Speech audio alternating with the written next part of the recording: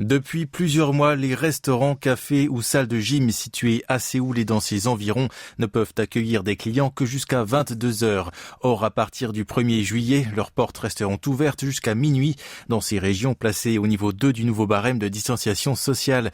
Les cinémas, les salles de lecture et les cybercafés ne seront quant à eux soumis à aucune contrainte horaire et les établissements de divertissement pour adultes complètement fermés en raison des mesures sanitaires rouvriront jusqu'à minuit.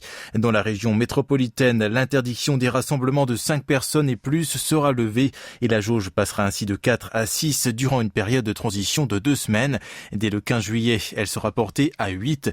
Le nombre de participants autorisés dans les manifestations sera limité à 50 individus, mais il évoluera progressivement pour atteindre les 100. Face à cet assouplissement, certaines voix inquiètes se font entendre.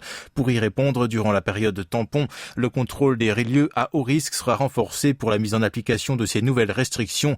C'est ce qu'a souligné hier le Premier ministre Kim Boo-kyum, qui préside le centre de gestion d'urgence.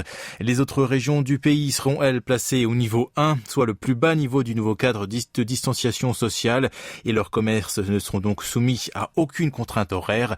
Quant aux réunions privées, 8 personnes seront désormais autorisées contre 4 actuellement. À l'instar de la métropole, une période de transition de 2 semaines à 6 individus sera appliquée sur tout le territoire, à l'exception de la province de Chungcheong du Sud. Pour les rassemblements des membres de famille en ligne directe, aucune jauge ne sera imposée au niveau 1 et 2. Qui plus est, les personnes qui ont reçu 2 doses d'un vaccin anti-Covid n'entreront pas dans le calcul.